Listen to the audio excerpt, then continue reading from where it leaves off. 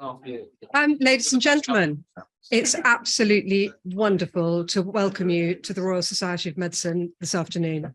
I am so thrilled that we've managed to reschedule this after many train strikes, tube strikes in the autumn, and that Roger Barker has most generously been able to join us from Cambridge. I have to say, Roger has been I think he was the first neurologist I met, which would have been back in 2005, when the charity was just very first coming into being. And Roger very generously has provided unending, unstinting support and advice to us in our fledgling years and as we've grown. Roger has just been absolutely a phenomenal source of advice. And I seem to remember was at our very first research meeting in the vestry of the church in St. Clement's, which is where we were based in our very early years. So Roger, I am absolutely delighted that you're here. For those of you who are unfamiliar with the RSM, there are two entrances to this. This is my EasyJet bit, by the way. And for those of you online, this really does have absolutely no relevance whatsoever. But for the doors are to manual, and you go out on either side, and that will take you back out into the lobby, and the loos are downstairs. Please do make yourselves at home in this building, because it's very important, particularly for people who feel they need to stretch their legs from time to time. So without further ado, I am absolutely delighted that Roger Barker is going to join us now and talk about cell replacement therapies for Parkinson's. There are 400 people online, so we will be needing to use microphones for any questions and any answers as they go along. Also, just to point out two of my very important colleagues here, we have Simon Stott, who is our Director of Research, and Richard Wise, who's our Director of Clinical Research, sitting up here, just so I'm not on my own. Roger, over to you.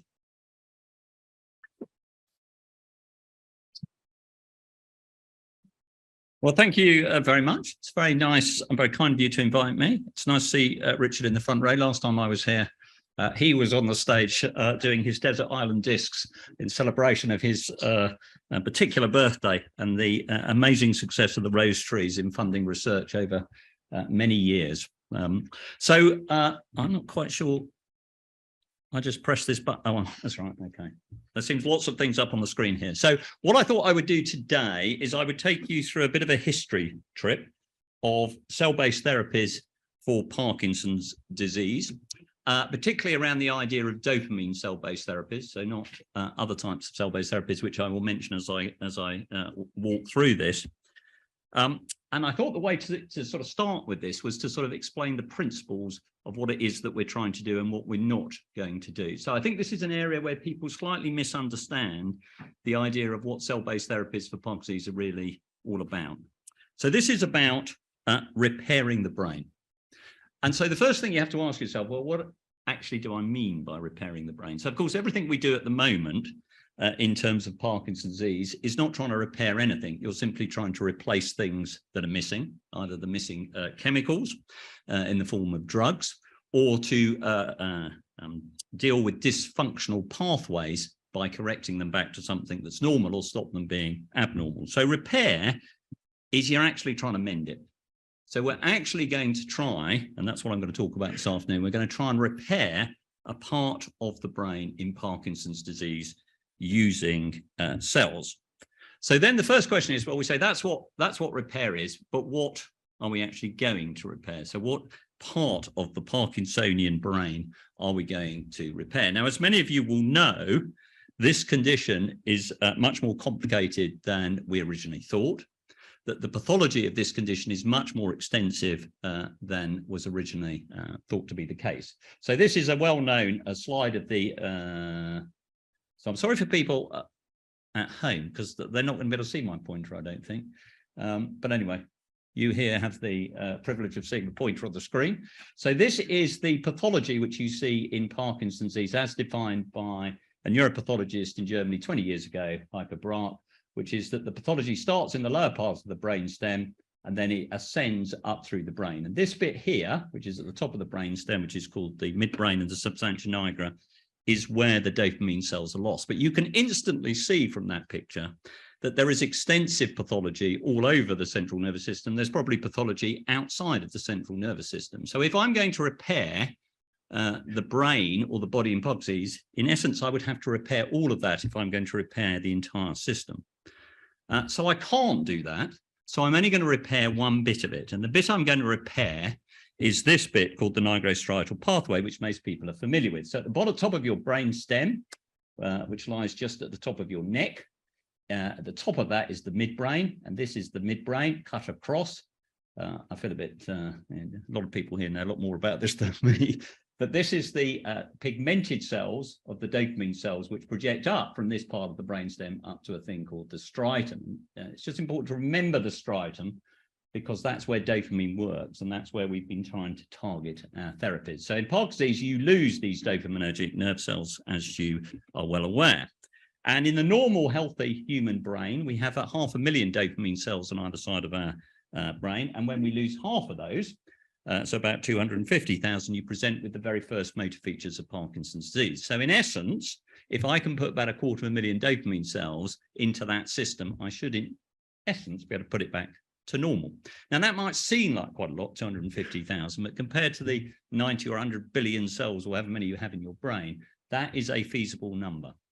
So what we're trying to do is we're trying to repair one pathway. We're trying to repair and replace this lost dopaminergic projection. Now, why would that be a useful place to start? Do we have any evidence to suggest that targeting that pathway would be helpful? Well, I think we have a lot of evidence to suggest that going for this pathway with a cell-based reparative strategy would have major impacts. The first thing, and this is also important to understand the restrictions of what we can do, as well as some of the advantages of it, all we're ever going to be doing with this therapy is we're going to be treating those parts of Parkinson's which respond to dopamine, which is obviously the mainstay of the treatment at the moment. So as you know, the treatments for Parkinson's are essentially all around dopamine replacement. So you either stop the breakdown of dopamine with inhibitors, you replace dopamine with L-DOPA and Sinemet or Madapar, or you stimulate where dopamine works on the receptors with dopamine agonists. You can also use infusions of L-DOPA in the form of Duodopa, or infusions of apomorphine, which stimulate the dopamine receptor. And then amantadine and deep brain stimulation are used to treat the complications which you see from the chronic treatment with dopaminergic medication. Now, as most of you will know, when you treat people with Parkinson's in the early stages, the response is very dramatic. And when the right dose is achieved, a lot of people essentially look as though they've gone back to normal. That is the best we can achieve with a dopamine cell-based therapy. We will only be able to do as well as you do with dopamine drugs, because obviously what we're doing here is we're simply taking the oral drugs and converting them into a nerve cell to replace the dopamine in the brain. So it should, if it works, help with all of the dopa responsive aspects of the disease. In addition, if it worked, it would essentially mean that everything we do currently in Parkinson's would be redundant. That's not to say that there are not other treatments you need to give, but the whole strategy around using dopaminergic medications and then treatments to treat complications of that would become redundant, because we corrected that aspect of the disease. So it has major implications in terms of what we would do treatment. We understand what it would treat in terms of the aspects of the disease. And not only that, but it would normalize networks throughout the brain. So if you actually put dopamine back to where it's lost in Parkinson's with cells in a nerve form, it should restore networks back to normal, because studies have been done where if you take people with Parkinson's and look at the connectivity of their brain and activation of bits of the brain before and after they take their medication, the drug normalizes the networks. The other advantage of this approach is that it will avoid the off-target problems you see with medication. So what do I mean by that? Well, people who take dopamine agonists, so ropinirole, pramipexole, these type of drugs can end up developing behavioral problems, gambling and such like. Some of the drugs drive hallucinations and confusion. That's because the drugs stimulate dopamine systems which are less severely affected. By using a targeted approach, replacing dopamine where it's lost primarily with cells, you would avoid all those off-target effects. So you wouldn't get the side effects that you see with the medication, including some of the complications which happen, like dropping blood pressure and such like. So it would be a much cleaner way to treat it. And the other problem it would solve if it works would be that dopamine is being replaced in the form of nerve cells. They will release dopamine in a normal fashion, and that will avoid the long-term complications you see with the L-DOPA drugs, which is that over time, as you will become aware, the tablets don't work, or they start to produce dyskinesias, these involuntary movements with chronic use. And that is thought to be related to the fact that when you take the tablets don't stimulate the system in the normal way. Here we're putting back normal nerve cells, so they'll stimulate the system in the normal way, so you won't develop the complications from the oral medication. So there are huge potential for this therapy to change the natural history of treated Parkinson's disease, but it's also important to realize what you won't be doing. So a lot of people go around saying that this, this is a cure. If you have this therapy, you'll be cured of it. Well, it obviously won't treat anything that lies outside of the pathway, because I'm only repairing one pathway. I think that pathway is critical, and I've got lots of evidence to say it is because all the drugs work so well. But it will not treat all the problems outside of that pathway, which cause all sorts of other issues with respect to Parkinson's disease. So that means we do need to find disease-modifying therapies, which of course can be used with these type of cell therapies. But we won't be treating any of those. We'll avoid the exacerbation of those with the drugs if it works through the cell therapy, but we won't be treating that. We will not be curing Parkinson's disease. So I know it's Cure Parkinson's, but I won't be curing it with this. And the reason being is that the disease process will carry on. So the accumulation of the protein, the alpha-synuclein, which drives the disease, will carry on, because I'm not targeting that. I'm not dealing with that. What I'm doing is saying it's caused those cells to die. I'm just going to replace them.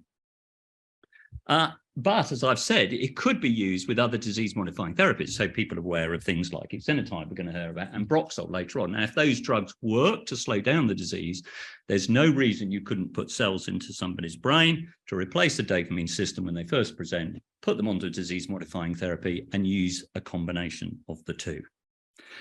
And finally, this is not going to be suitable for everybody.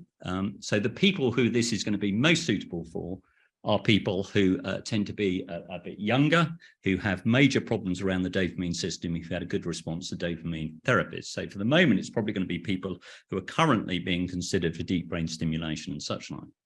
Obviously, as we move forward, if it really worked, then it could become first-line treatment for a lot more people, but we've got quite a way to go before we can say that. So I've tried to explain what we're trying to do. We're trying to repair a specific part of the brain, the loss of this nigrostriatal dopaminergic system. We're trying to put back dopamine cells to repair that bit of the network. We know what it will do. We have an ambition on what it will achieve, and we know what it won't do. So the next question is, well, if I want to repair that pathway, how am I going to do it?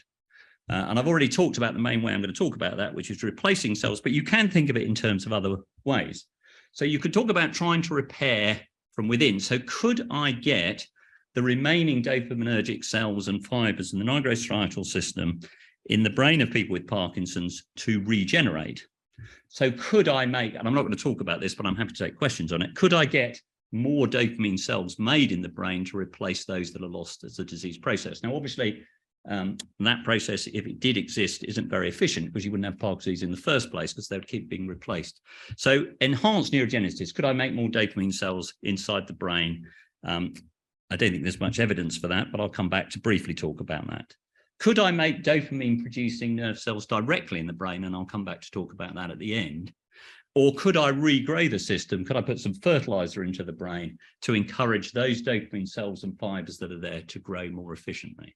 So all of those are designed to repair that dopaminergic system, but you're using what's there already to repair it. So that's what I mean by repair from within, whereas repair from without is a much simpler strategy where the idea is simply you want to replace the lost dopamine cells by putting in a new supply of those dopamine cells. And on that point, it's very important to realize that you can't simply replace the dopamine cells in the brain with any dopamine cell. If they're really going to work, you have to replace them with the dopamine cells that are lost in Parkinson's disease, which are the dopamine cells which is in this structure called the substantia nigra, as I've already mentioned, which are called the A9 dopamine cells. If you don't use A9 dopamine cells, you ain't going to get such a big result. But And that is what I'm going to talk about now. But obviously, over the years, people have considered this in slightly different ways. And that's what I'm going to walk us through now. So when you're considering what dopamine cells to use, I've already said that the ideal ones are the A9, the nigral dopamine cells, which are lost in POG disease. But that raises quite a major question of where you're going to get those from. And this field began back in the 1970s and 1980s, when the access to human tissue, the ability to make stem cells, the ability to make dopamine cells was in a very primitive state. So what people did was they sort of said, well, where can we start looking for dopamine cells to use in the brain to replace those that are lost in POG disease? So the first place where people started looking was to say, well, where else do you make dopamine in your body? Can't we just whip it out from wherever else you make it and shove it in your head? And so pretty straightforward approach. So you go looking around and people looked everywhere. So the adrenal medulla, the little adrenal gland that sits next to your kidney, in the middle of that, the medulla, which produces your adrenaline, noradrenaline, produces rather tiny amounts of dopamine. That was thought to be a possibility. And based on almost relatively little preclinical data, that went to a clinical trial, and hundreds of patients had those transplants, a lot in the States, but some in the UK during the late 1980s and 1990s. The carotid body, which is dopamine cells that sit near your carotid artery in your neck, which sends oxygen, have also been used as a source of dopamine. But none of those actually make the A9 dopamine cells. An alternative source, and I'll come back to where we've got to with each of these in a minute, is to say, well, actually, rather than look for a dopamine cell in your body and move it from one site into your brain, can't we collect the dopamine cells from aborted fetuses, the developing dopamine cells? So in termination of pregnancies, the tissue is collected, the dopamine cells are developing in the midbrain of that fetus. You take out those dopamine cells and you transplant those into the brain, and they will then grow and mature into the normal dopamine cells, which we have in our brains. So would that be the way forward? So you repair the brain using human fetal material. And obviously, there are many ethical issues associated with that. A third option, which only became really possible, I would say, in sort of 1998, but really only possible in 2011 and 12, was the idea of making dopamine cells from a stem cell source. So a stem cell is a cell that divides, so it produces its own self, so they can carry on dividing forever, and then they differentiate. So every single person in this room at one point was an embryonic stem cell. So they give rise to every cell in your body. And in 1998, Jamie Thompson made the first human embryonic stem cell lines. They come from spare embryos from IVF programs. And the idea there is you get make a cell line from an embryo, and then you have endless supply of cells, and you turn those into the dopamine cells you need for Parkinson's disease. And then the final source is the idea that you actually take an adult cell, so whether it be a skin cell, a fibroblast, or a blood cell, and then you reprogram that adult cell back to a stem cell state. So these are called induced pluripotent stem cells. Shinya Yamanaka was the person who led the work on this in mice in 2006 and humans in 2007. So I think it's quite important to remember iPS cells. If I was giving this talk in 2006, I would not be talking about iPS cells, and no one would have a clue what we were talking about. So they are still relatively new, but the idea of this is you can take adult cells, reprogram them back to stem cells, and then turn them into dopamine cells. And obviously that raises the possibility of using your own cells to repair your own body. So people are quite excited by that, but there are some fairly serious issues around that. So where have we got to with all of this? So the first thing I will say is that whilst the idea of using adult tissue was intuitively quite attractive, it proved to actually be fairly useless. And the reason was that these cells produce very little dopamine. They are adult cells who do not like being moved around. Like a lot of people, as you get a bit older, you don't like being moved around. And they did not like being moved around. So they were transplanted into people's brains. I said hundreds of people had this. And essentially what it showed was it didn't work. The cells did not survive. And there was no real benefit from it. So by the mid-1990s, this whole field using adult cells had essentially disappeared. And part of that was the failure of the clinical trials to produce any benefit in the face of positive data that was starting to emerge with the fetal dopamine cell work. So this work has its origins back in Sweden. about whatever it is now, about 40 odd years ago. And essentially, this study, which began all of this work, was done not to repair the brain. So the original work was designed to try and understand how cells normally develop. So the idea of the work was you took the fetal cells, you put them into an adult brain, and you just wanted to see how they normally grow. Actually, they then realized, because the adrenal tissue was being used to try and repair the brain pulse disease, wouldn't this be a smart way of trying to repair the brain in pulse disease, to use these fetal tissue? So this is how it works in the lab. And the reason I'm going to emphasize this is we have enormous problems in trying to translate from the lab to the clinic, because the only animal on the planet that gets Parkinson's is us.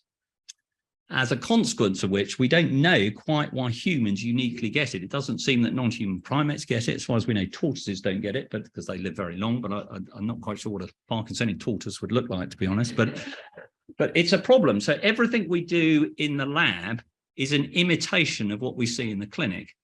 And therefore, if it works in the lab, it doesn't necessarily mean it will work in the clinic. And conversely, if it doesn't work in the lab, doesn't mean it might not work in the clinic. So it does make a problem with the preclinical work. But essentially, the way that people have tried to study this in cell replacement around dopamine is actually to do a very crude model of Parkinson's. So essentially what you do is you knock out the dopamine pathway. So with toxins or whatever, you kill off the dopamine pathway in the rat brain. So this is a rat brain. This is the substantia nigra, projects up to this thing here, which is the striatum. So you kill those fibers by toxins, or you can make models of them. You then monitor some deficit, which can be either motor or thinking. You then put your cells into where the dopamine normally works. If you put them in the nigra, they live there quite happily, but they don't project up. And this is where it has to work. So dopamine has to work. The cells have to be placed where dopamine normally works in the striatum. So all of the work I'm going to talk about is putting cells not where they're lost, but where they project to and where they work. So you then transplant the animals with these cells, you monitor the deficits, and then you sacrifice and you look at the brain. So all of this work was done over an 8-year period. And importantly, it was done in many different labs by many different groups who all found the same thing, which means it's likely to be correct. So if you read something which is all the preserve of one lab and only one lab can get it to work, a question mark just exists as to exactly how reproducible and robust that is to be taken out into other places, namely the clinic. So what we found by doing all of these experiments in rats and mice, and this is a transplant I did in 1993, was when I first started doing research into this. So this is a rat that's had its dopamine fibers killed. All of what you see on here, all of this brown are dopamine nerve cells on here, and these are the fibers that grow out to repair the brain. And what we found through all of these experiments during the 1980s was that allografts, which means tissue from the same species, so it would, in our case, that's human to human. Autologous is from you to you. Xeno is from one animal to another. So if I was to do pig into us, that's xeno. If you have a kidney transplant, that's an allo. So the allografts survive long term, which in a rat or a mouse is a year. Ain't very long in a person's life, but that's the best we could do. So we could show that the cells survived, that they turned into the dopamine cells, as I show you here, that they sent out connections. So they made connections to and from the brain. They released dopamine. They made the animals better, and it could be reproducibly done in many labs. So you sort of think, okay, that's great. I mean, is it absolutely extraordinary that it worked? Because essentially what you're doing here is you're collecting dead fetal material, you're shoving it into an adult brain, and it not only survives, but it turns into what it was destined to turn into. It makes connections, receives connections, and makes things better. And if someone came to you that was a sort of research idea, you'd say, I think that is pretty crazy. But it worked. And it was on the back of that clinical trials then started in Lund in Sweden in the late 1980s, 87, and in other places around the world. And I'm not going to go through all of those trials, but I will show you what benefits you can see when you do this. So over the course of the next sort of 15, 16 years, the best benefits you could see with this. So this was now translated into the human situation. So the idea here is you take someone now, a person with Parkinson's, typically had the disease 10 or so years. You collect tissue from elective termination of pregnancies. So when we decided to terminate pregnancy, you collect the fetal tissue. You need to collect quite a lot of fetal tissue in order to transplant one side of the brain. You collect that tissue, you turn it into a sort of cell suspension, you inject it into the brain of the person with Parkinson's disease, and you immunosuppress them for a period of time, and then you wait and see what happens. And in the best case scenario, so these were two patients from London who were transplanted in Sweden. What you can see here is these patients had Parkinson's disease for 10 years by the time they presented. These are their scores. The higher you are, the worse you are. So this patient here, pretty bad Parkinson's, this person here, not too bad. They then had one transplant, one side of their brain grafted, and a few years later, they had this other side. And on this side, they had the same. And what you can see is that over a 5-year period, their Parkinson's improved. So by here, they were now at a level which was probably the score they had when they first presented to their doctor, which would now be 15 years previously. And that was then maintained for the next 15 years. So here we are now 30 years into Parkinson's. And at this stage, they are on no medication, both of these patients, and they have a motor score that is less than when they first presented. So 3 decades into the condition, in these two patients, you had essentially restored many aspects of their disease back to normal. And that correlated with a restoration of dopamine in the brain. So this is a scan where you look at dopamine in the brain. This is a thing called the caudate, and this is the putamen. This makes the striatum.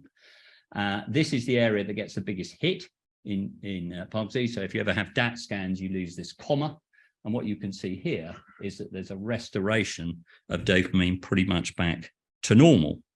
So what these early studies showed was that in certain patients, it was transformative in terms of what happened. You put them back to normal, more or less.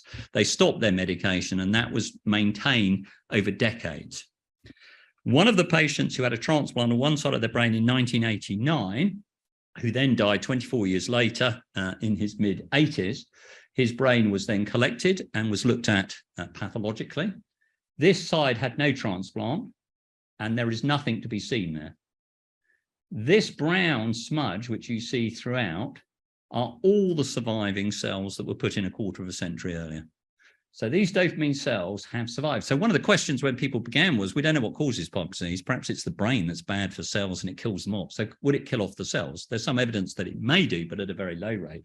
But what you could see here was that this patient, who was also as a Swedish patient, who a number of years after his transplant came off all his medication, actually had a quarter of a century later surviving dopamine cells in the brain with innervation, which looked normal. So you could actually repair the brain with clinical improvement and restoration of dopamine levels to normal. And not only did it just improve things which we measure, because in those days, the idea that the patients could contribute anything in terms of what would be a useful measure was not something that people were particularly attracted towards. We had our measures. And of course, one of the things that people would say is, well, that's terrific. The UPDRS gets better. I feel like rubbish. I mean, is that, so I don't care. My measures are better. So this is quality of life. And it shows that patients' quality of life improved with it. So it didn't just improve scans. It didn't just improve these arbitrary measures, but it actually made people feel better. And more than that, so this patient whose brain you're looking at here, 15 years earlier was the subject of a scanning study done in London at the Hammersmith Hospital.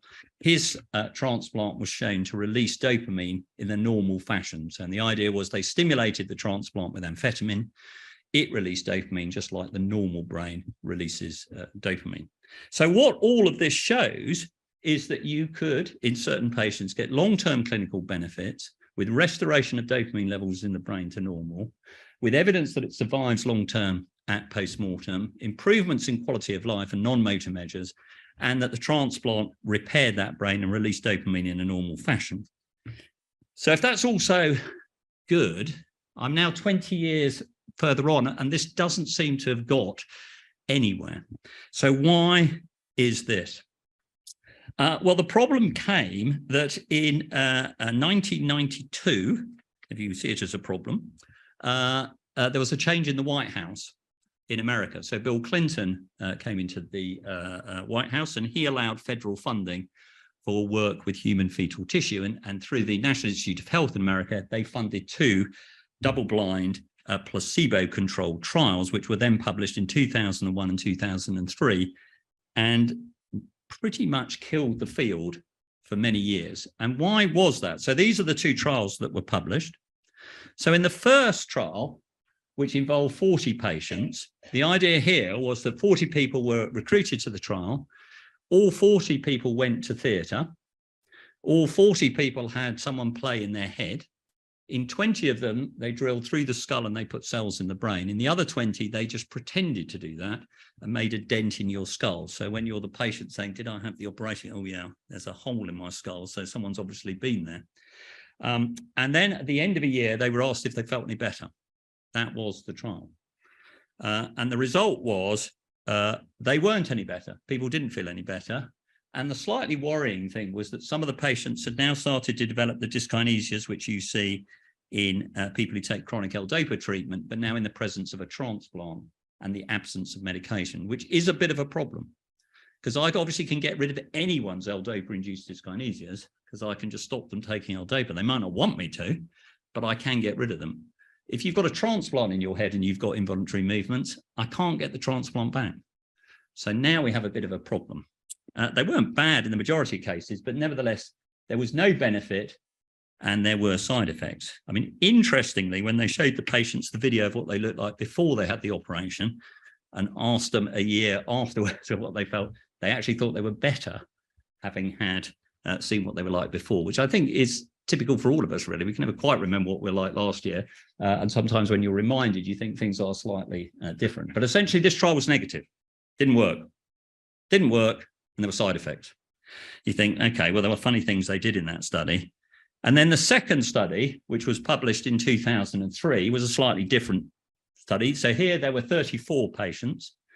A third had a small transplant, so they had a little bit of tissue put in their brain. A third had a loss of tissue put in their brain, which is what the 4 donors refers to. And 4, they just had pretend transplants. So it's very controversial, this, because this is imitation surgery. I mean, people go to theatre, they have general anaesthetics, and in this case, everybody gets 6 months of cyclosporin, so immunotherapy. And the upshot of this study was it didn't work. So they waited 2 years here. They used this thing called the UPDRS, and what you can see is all the groups here ended up exactly the same. And now half the patients had developed these involuntary movements. So essentially, this looked as though it was a waste of time. It didn't work if you did the studies properly. Now, of course, in the background of these patients in these open label studies where they know what they've had, who've clearly done very well. So on one hand, you say this is the right answer, and all the other stuff you've shown me is just placebo, investigator bias. But it's very hard to get away from the post-mortem and the imaging. You can't really put that on. Or there's something wrong with these trials, or things aren't quite as they seem. One thing I will just point out here is that the patients who had the transplants at 6 months had all improved. At 6 months, their immunotherapy to stop the transplant being rejected was discontinued. And of course, maybe it wasn't going to work anyway, but it is curious that the patients at 6 months then slowly got worse. These patients, in contrast, had no immune suppression at all. They were thought that they didn't need it, so they were given no immunosuppressive drugs at all. So here we are in 2003, and we're sort of at a bit of a sort of difficult situation, because essentially this finished the field. So in 2000, if I was giving this talk in 2003, I would say, well, there we go. That was a nice little adventure in Parkinson's disease. We're going to have to go away and think of something else. Now, I decided that actually I didn't think we would do that. And my very good friend, Anders Björklund in Sweden, who invented this whole field, we thought we ought to just revisit it before we abandoned it. So what we decided to do was to try and work out whether there was any merit in this approach which we could take forward in a new trial. So we did this sort of rather limited meta-analysis where we tried to collect all of the data we could on all of the trials that had taken place in those 2 studies I've shown you, the studies which have been taking place in Sweden, as well as other studies around Europe and in Canada. And what we did was we plotted all of the patients in these trials. So this is the change, percentage change in your score from baseline 2 years after you had an implant of one of these cells. And essentially what you could see was that about a third of the patients 2 years post-transplantation had a significant improvement in their Parkinsonian state. Obviously, 2/3 did not, and some patients did particularly badly. So then we tried to analyze the data and say, well, what is it about the patients who've done well? Is there anything we can learn about the patients who seem to be optimally responsive to this? And what we came up with was that patients who were younger and less advanced seemed to be the people who did best, especially people who didn't have a lot of L-DOPA-induced dyskinesias. They seemed to do much better. There was clearly about the amount of tissue you used and how you put it in that was critical. So different studies had used different approaches. Immunosuppression, which I've already mentioned, seemed to be important. The more aggressive the immunotherapy, the better the outcome. And the longer the follow-up was also important, because as I showed you with that slide with the patients who improved over many years, it took several years for this to improve. And if you had gone at 6 months or 12 months, you might well have missed the advantage of what the transplant was going to do if you'd waited longer. So it was on the back of this that we went to the European Union in the days when you could go to the European Union and ask for funding, which as of Tuesday of this week, I don't think we're allowed to do. And they bravely funded a new trial, because the data when this trial was approved in 2010 was very much against this. So this was the TransEuro study. And essentially the idea here was to optimize the type of patients based on that meta-analysis and other work we'd done, standardize how we prepare and deliver the tissue. We would do this in 150 patients. The idea was to randomly select 20 patients, do an open label study, i.e. everybody knows what's happening, look at the data a couple of years later, and then do this double-blind placebo-controlled trial with sham surgery and everything. That, I mean, massively ambitious and almost impossible to deliver on, I would say.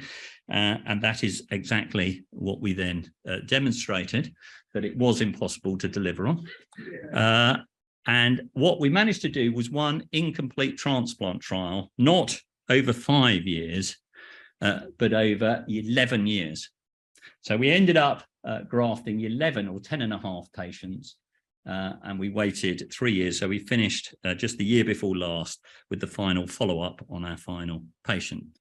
Now, we were very fortunate enough to get funding to continue with this, and I would like to thank Cure Parkinson, who helped us with that bridging funding. And there were many reasons for why this was so delayed, around devices and changes in legislation and changes in regulation, all of which meant we had to keep changing everything we did. But the fundamental problem for us was that for these 11 patients we grafted, 10.5 patients, that's 21 transplants we did, there were another 87 surgical slots that we had to give up because we could not get enough fetal tissue to graft the patient. So in order to transplant one side of the brain, you need at least 3 to 4 fetuses collect over 3 to 4 days. So if I'd had a stem cell source of dopamine cells when I began this trial, which did not exist in 2010, in the time it took me to graft 10.5, I could have grafted, in essence, 21 plus 87, 108 patients. So what this meant was that this whole approach is clearly not viable.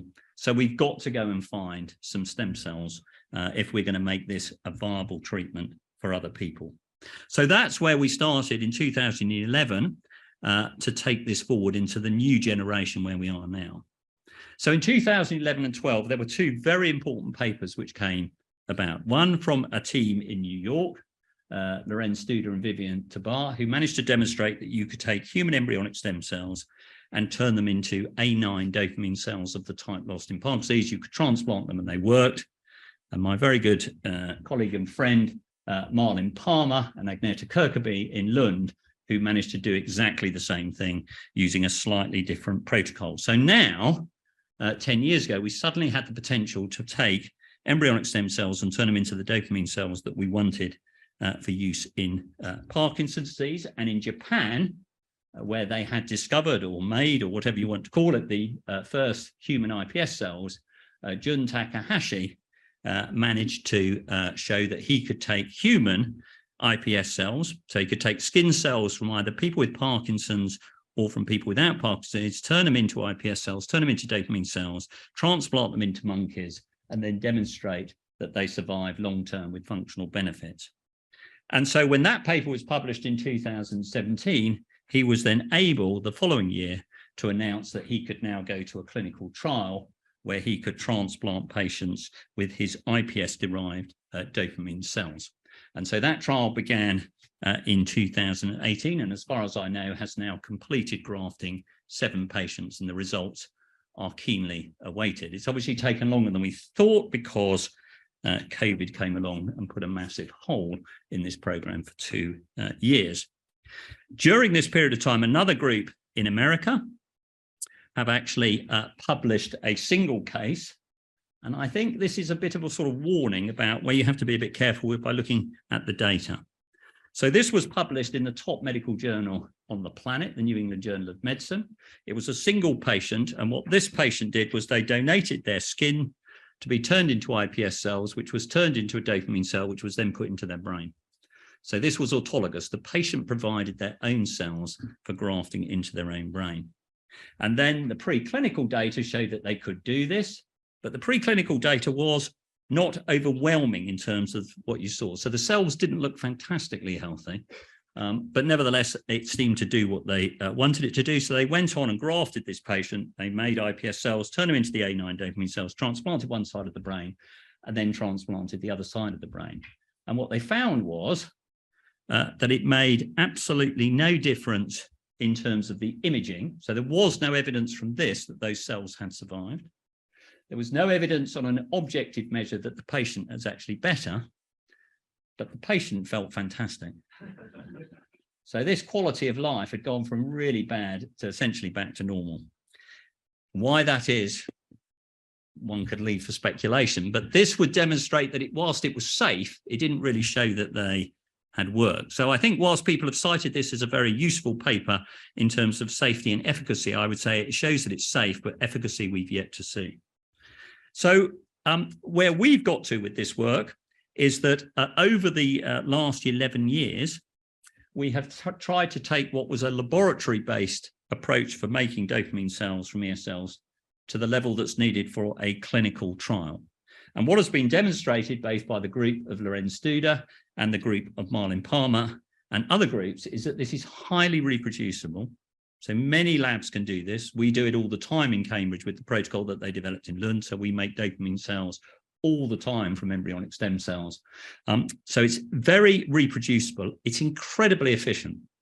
So if I start with a 6-well plate of ES cells, so if I start with that, then by the middle of March, I would have made enough dopamine precursor cells to treat 300 people. So so if I had 2 plates, I could treat everyone who is actually watching on this and here with the dopamine cells that I could make. So that's great because it's highly efficient. That has 2 advantages. If it's highly efficient, it means that the chances of it going wrong are small. Secondly, it's very cheap because you have to do all this in special clinical facilities. So that costs a lot of money. So suddenly in 16 days, I can make enough dopamine cells for 300 people with 1 plate. If I have a robot and 1,000 plates, I can make enough dopamine cells to treat the whole of Europe. That has financial implications, which people have suddenly woken up to. So it's highly efficient, highly reproducible. And what we've managed to work out, we in the Royal Sense, in that other people have done this, is we've got markers which are predictive when we take the cells out of the freezer before we put them into people's heads, that they are going to turn into what we think they're going to turn into. Because obviously what we're not putting in people's brains are mature dopamine cells. We're putting in cells that we want to become dopamine cells, so they're precursors. So it's like a prodrug. When you give someone a drug that gets converted into the active drug, this is what we're doing here. But we have to know that when we take the vial out of the freezer, it will do what we think it is. So we've had predicted markers. And as I say, we have used, so this is one ES cell line, H9, which is actually the one that's been used in the American trial. This is the one we're using in our trial from Roslin cells in Edinburgh. And this is a new line which was made in the Karolinska. All of them with this protocol can be turned into effective dopamine cells, which reproducibly treat our animals, which I talked about earlier, back to normal. And it's highly, highly efficient. And the final thing is that what's been demonstrated in the group in Lund is that when you use these cells and compare them to human fetal transplants, which have this long history in patients, they look very similar. They behave in the same way. So if I put 300 of these ES-derived dopamine cells into a brain and compare it to 300 human fetal dopamine cells from an aborted fetus, they look and behave the same. So we've probably produced something that pretty much looks like the thing that we need. So this has now led to trials. Not only has it led to trials, it has led to massive investment. So when we began TransEuro, I could be pretty confident that the world investment in cell-based therapies for Parkinson's was approximately $0. And now it's billions. And the reason is that people have, oh gosh, this has changed color in transferring. The reason is this highly efficient process means that you could charge quite a lot for this, but it doesn't cost much to manufacture. And coming back to where I began, what you could actually do with these cells could transform how we treat Parkinson's disease. So just to run you through all the groups in the world that are doing this is the group that I was talking about in New York, the Vivian Tabar and Lorenz Studer. They set up a company called Blue Rock. They transplanted their first patient in May of 2021. They transplanted their last patient in their phase 1 study, phase 2A study last May. Their results will be out in the latter half, final quarter of this year. Blue Rock are now owned by Bayer, who are obviously a big company. We have set up our own trial, STEM PD. First patient will be transplanted this month. And Novo Nordisk, fourth biggest pharma in on the planet, are working with us to take that forward in their own study. That's the single case I talked about. Fujifilm, who've now set up their own company to do it in America. Aspen Neuroscience in California are doing it with patient-owned cells. And there are other trials. Sara is the group in Japan that I talked about. All of these are attached. That's attached to a company. That is a company. That's Fujifilm Cellular Dynamics. That's a company by Novo Nordisk and the International Stem Cell Corporation. So this has now attracted a lot of investment. And over the next few years, we're going to work out whether any of this will actually deliver in the way that I said. So in the last few minutes, I just wanted to say about the future. Where do I see this going? Because you could say, well, that's it. I mean, and that might be the case. If this works, why bother with anything else? But there are a few things that people are thinking about. I just thought I would introduce the ideas. So one, which I haven't really talked about, is that the pathology of Parkinson's is this aggregation of alpha-synuclein. And when you look at people who've had fetal dopamine transplants 10, 15, 20, 25 years after they've been put in, the transplanted cells have developed some of the pathology of Parkinson's disease. Which is very interesting because those dopamine cells are only very young, yet they've got the pathology of an age-related disease. So how is that? And that's raised this whole idea that this disease can spread from one cell to another and seed pathology. So this whole idea of alpha-synuclein spreading and causing disease began as a byproduct, if you like, of the fetal transplant work. Obviously, one way to stop that ever happening is to make a stem cell that has no alpha-synuclein. So if the stem cell has no alpha-synuclein, it cannot seed pathology in that cell because anything that gets into that cell from the patient says, I want to bind with your alpha-synuclein and turn it into a pathology, it won't find it. So people are now working on making alpha-synuclein knockout cells so that you could never get the disease in those cells. Another way of gene editing it, which is something that we're doing as well as other groups, is to say, I've sort of talked the fact you have to use immunosuppression, or we think you need to use immunosuppression because the body will recognize these cells as foreign. So could we actually make the cells less immunogenic? So you knock out things in the cell which are recognized by your immune system as foreign and kill it off. Can we make them less immunogenic? So people are after this thing called a universal cell where you knock everything out of the cell so the immune system cannot recognize it. So that is terrifically exciting. There is a problem with that, is if that cell goes rogue, you've got absolutely no way of dealing with it because your immune system will not see it at all. So these universal cells are very exciting, but they can create some safety issues. And they're probably more relevant for things outside the brain, which has some immune privilege, such as the heart, where people are trying to use stem cell cardiomyocytes or beta cells to make insulin and such like. But anyway, we're working on and have made some of these knockout cell lines with the hope that if we can make better cells which are less immunogenic, we could reduce the amount of immune therapy that people would need to take post-transplantation. The other area, which of course comes back to something I said right at the beginning, is rather than transplant in cells, given you could argue you've got all this clever technology, all these clever scientists worked out how I can take a stem cell and turn it into a dopamine cell. Can't I just take a cell in the brain, which you've got anyway? I mean, you've got lots of spare cells in your brain. Can't we just persuade them to turn into a dopamine cell? So people have been very excited with this. So the idea would be where the dopamine normally works in the striatum, you have your nerve cells, and then you have the supporting cells called the glial cells. And you say, why don't we just hijack 250,000 of those glial cells? You don't really need them all, and persuade them to become dopamine cells. Then I don't have to worry about rejection. There's no ethical problems. I've basically just converted one population of cells into the cell that I want. And so this has been tried now for 5 or 6 years. And so there's a group in the Karolinska that did this. And then there was this paper that appeared in Nature 3 years ago saying it looks pretty easy. We can do this pretty well in our animal models. So we basically put in a single factor. We converted astrocytes in the striatum into dopamine cells. Animals got better. Thank you very much. So that looked as though that was going to be a real runner.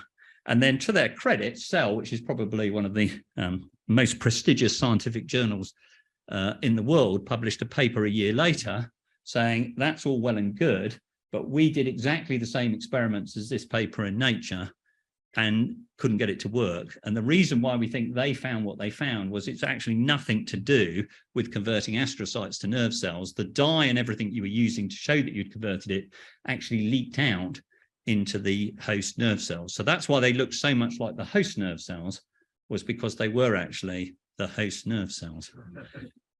And so this idea of in situ reprogramming is very attractive. People are still working on it, but currently we haven't got there.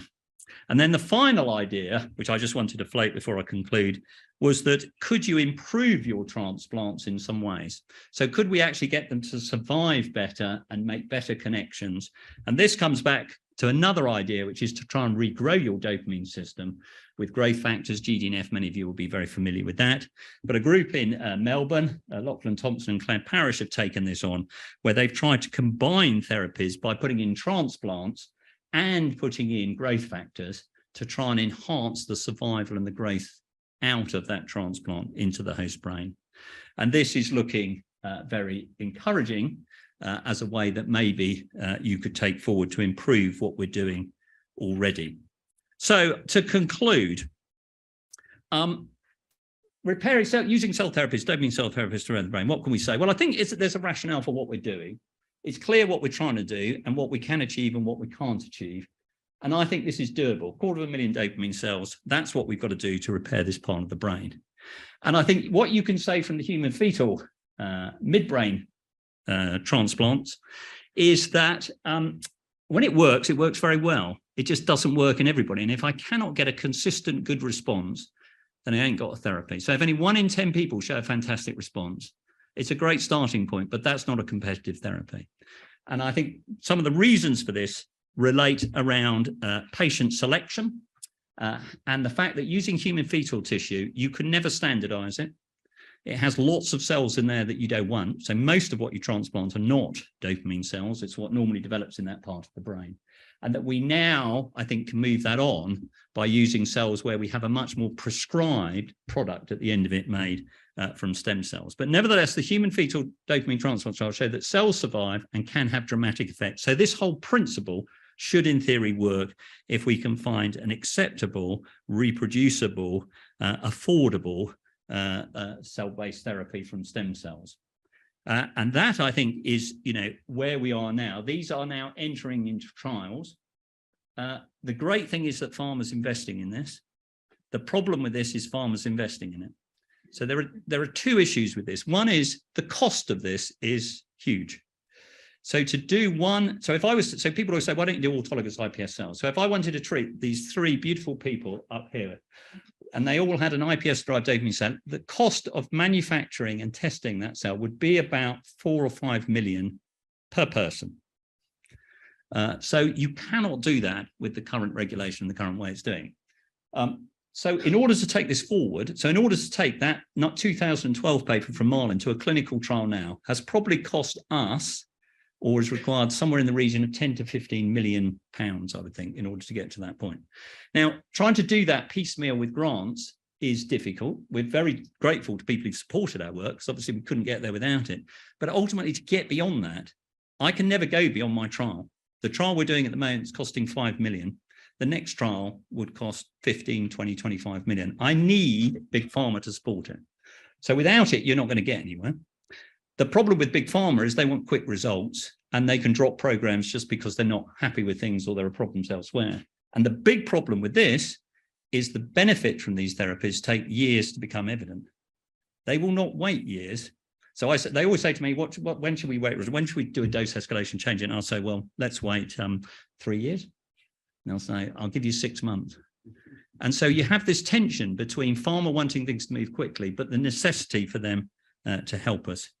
And whilst all this is going on, and then this ship sails with all these trials, which is where we are now, I think there are new things coming along. And the idea of direct reprogramming in the brain, I think, is very exciting. And I suspect that that will be the next breakthrough, along with trying to actually have cells which are much more regulatable. So that's the area we're trying to think about now, is how we can make cells where we can control them in a much more sensitive way.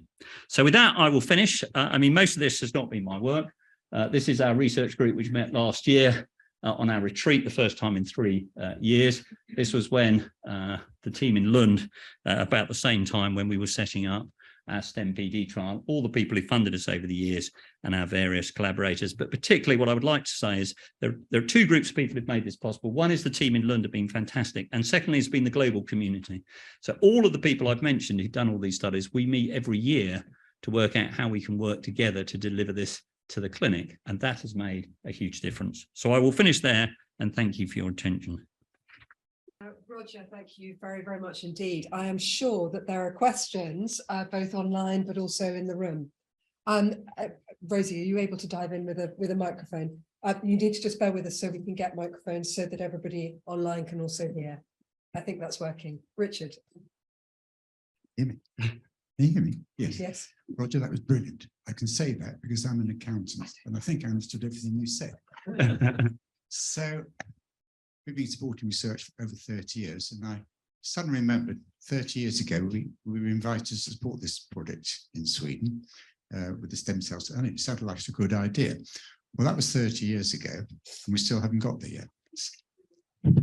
Can't hear me? Can you hear me?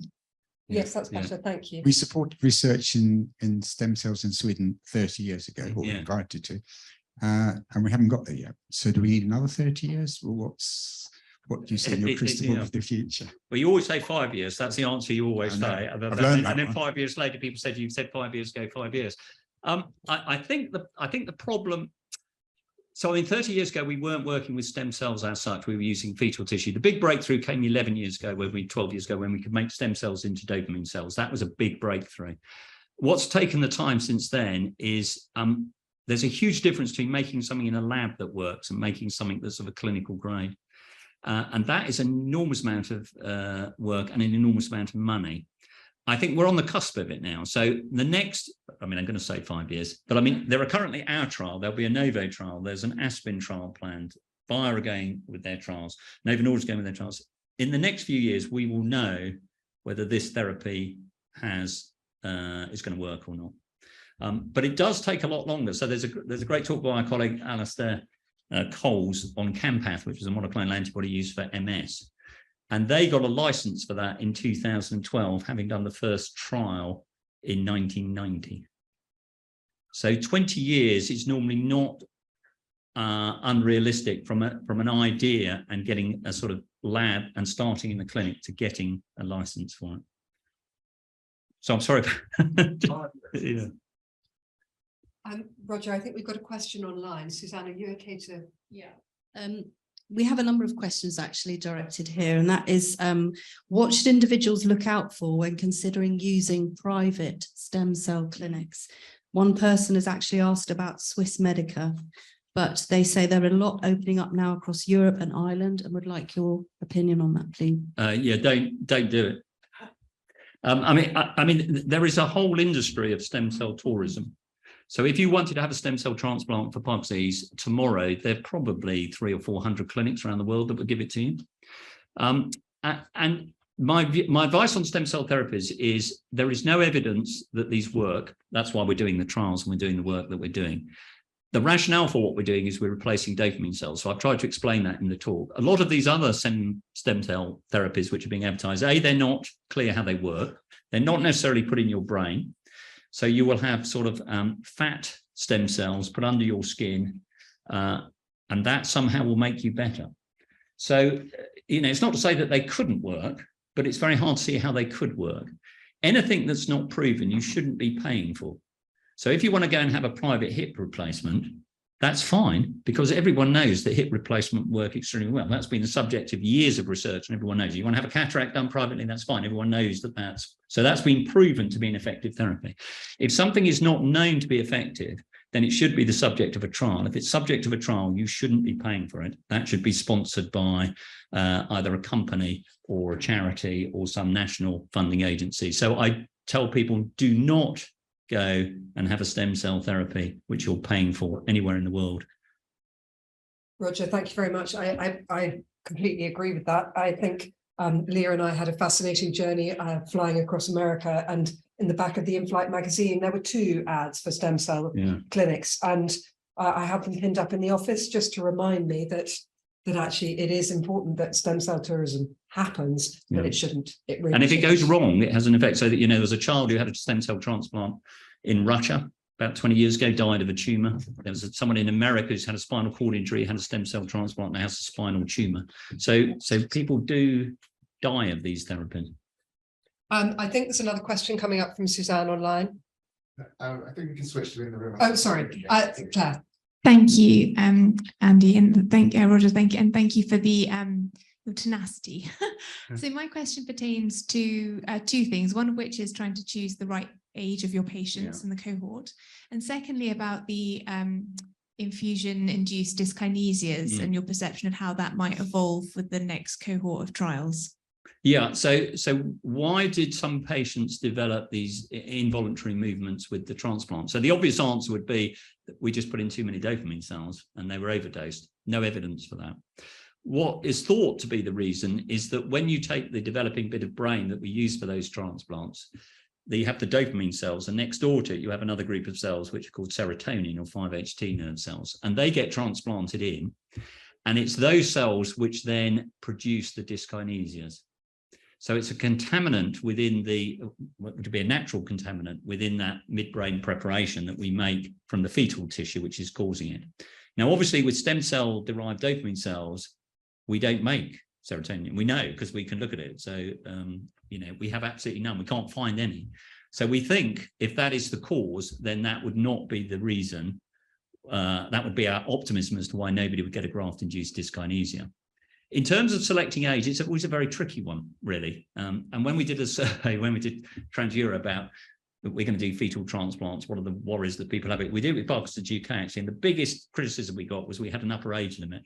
This was regardless of fetal tissue, brain surgery, immunotherapy, no concerns about that. It was about why are you being so ageist? And it is a difficult question to answer.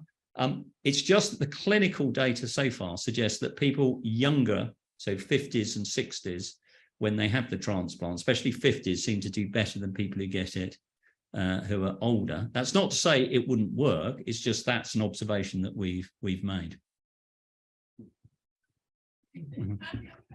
I think we've got another question online, Suzanne.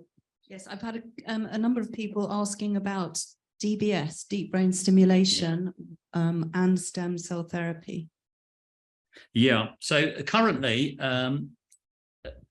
if you've had deep brain stimulation, you wouldn't be suitable for one of the cell-based trials. And the reason for that is that you've already had neurosurgery. So that makes it more complicated to do a second round of neurosurgery with transplanting cells into the brain. There is also the unknown of what happens with the deep brain stimulation in the cells. I imagine absolutely nothing, but I don't know that for certainty. And the regulators would want to know that there was no interaction between those two. It doesn't mean you can't do it the other way around. So some of the people, for example, at the fetal transplant trials who developed the dyskinesias were treated with deep brain stimulation, and it worked quite well. So you can have it, you just can't have it that way around. In the future, I think that this will become less of an issue. Obviously, if I'm right and they work very well, then you don't need deep brain stimulation. Thank you, Roger. I think we've got another question in the room. Actually, I think David's got a microphone at the back. Hello, can you hear me? Roger, two things. First of all, earlier in your talk, you mentioned tortoises. You haven't seen me trying to get out of bed in the morning. I look like a tortoise on my back, quite frankly. Secondly, and more importantly, you gave an indication of some hideously expensive costs involved in treatment. Yeah. Can you indicate what the costs are? How they break down? What causes those big numbers? Yeah. Well, there's the actual cost of making them. And then there's the cost of what they will be marketed at. And this is an issue, really. So, I mean, the cost for making them isn't that expensive. So it would be, I would think at most a few £1,000s. Obviously, there's the cost of the surgery and everything else, but it would be, in theory, it should be no more expensive deep brain stimulation. And actually should be cheaper because you won't need deep brain stimulation, you have to change the battery, and that's several £1,000s every few years. So it should be cheaper than that. It's very difficult to know because you have no control over the price. So, you know, a warning for us was that coming back to this monoclonal antibody for MS, which I told you took 22 years, when it was eventually approved, the company that then owned it at that point, it was already being used, this antibody, for treating rejecting organs. But because it was now indicated for MS, they took it off the market, repackaged it and brought it back on at 10 times the price. So the paradox was 10 years ago that despite Cambridge having done all the work to show that it worked in MS, one of the few places in the world you couldn't get it was Cambridge, because the NHS would not pay that price for that drug, which they knew cost much less than that. So it is a worry that the ultimate cost will determine whether you have this. And as you've been reading about recently, you know, these gene therapies for childhood motor neuron disease, you know, £2.5 to £3.5 million for that therapy. Now, it will never be that cost, but obviously the health economics of this will ultimately be a determinant. And a lot of cell therapies, not for Parkinson's, because I've said they haven't been proven, have fallen down because the cost has put them outside of what people will pay for reimbursement for them. So it is a big issue, the cost. But there's no reason to think they should be expensive because they're not expensive to make, and you can make a lot very quickly.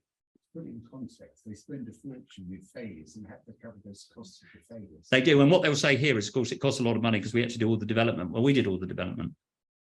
They've bought it at the end of the day. So Fantastic. I think we've time for one more question online and one more. There's a from the room, lady if that's here. okay. Helen.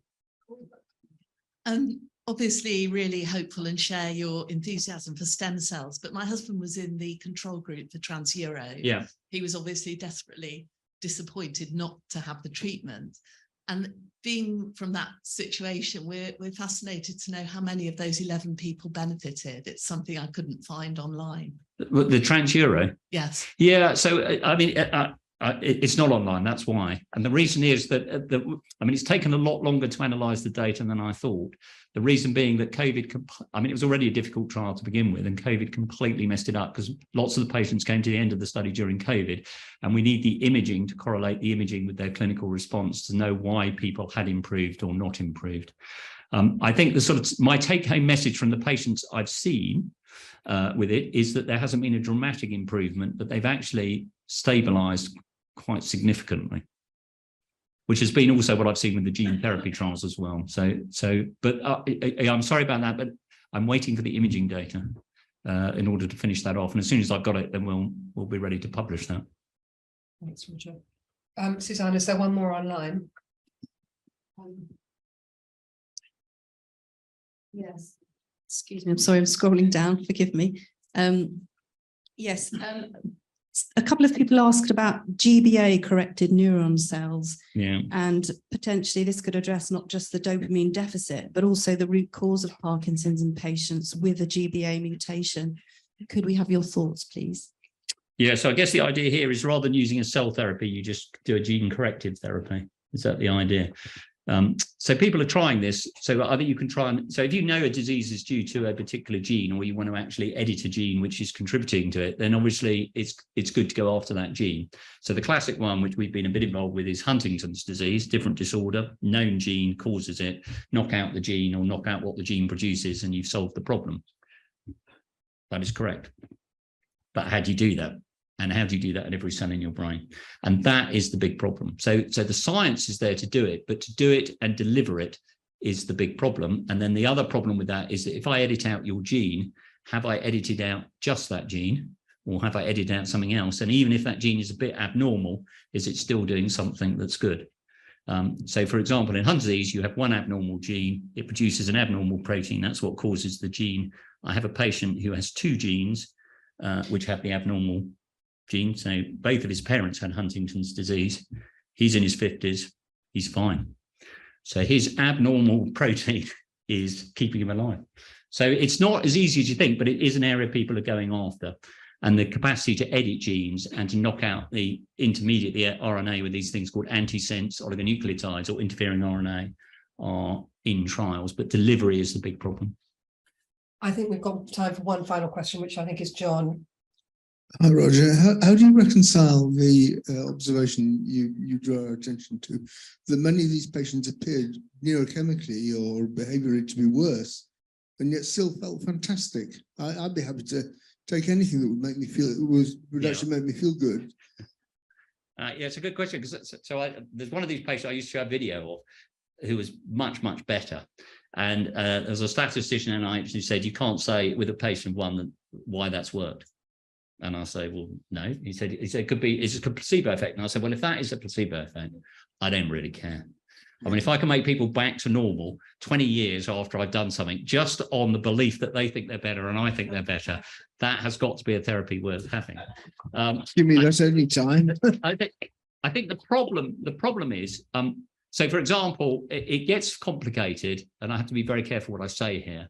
But one of the cases I showed where the patient showed a dramatic improvement in their clinical response, they had actually contributed fairly significantly to the research program around that therapeutic. So obviously, if you make a major contribution to something, you're probably going to be seeing the outcome in a rather different way to how other people might do it. Although there was an interesting study, which was a little letter in a journal a number of years ago, where they looked at people's clinical response against the amount of money they'd spent on one of these stem cell clinics. And there was no correlation at all. So if you spent 15,000 or 5,000, none of the patients felt better. Obviously, it was a questionnaire sent out. So obviously the people who are likely to respond are going to be the people who are a bit cheesed off that they've wasted their money on one of those therapies. But it is a big problem, this mismatch. So deep brain stimulation, for example, often gives people fantastic clinical responses, but they don't necessarily feel fantastically better for it. And so trying to marry up what is a clinical response versus what is a meaningful patient perceived response is something that we need to sort of better understand. Roger, thank you very, very much indeed. That really was a most fantastic talk. And it's given us such an overview of where the field is now and where the hope is for the future. So thank you very, very much indeed.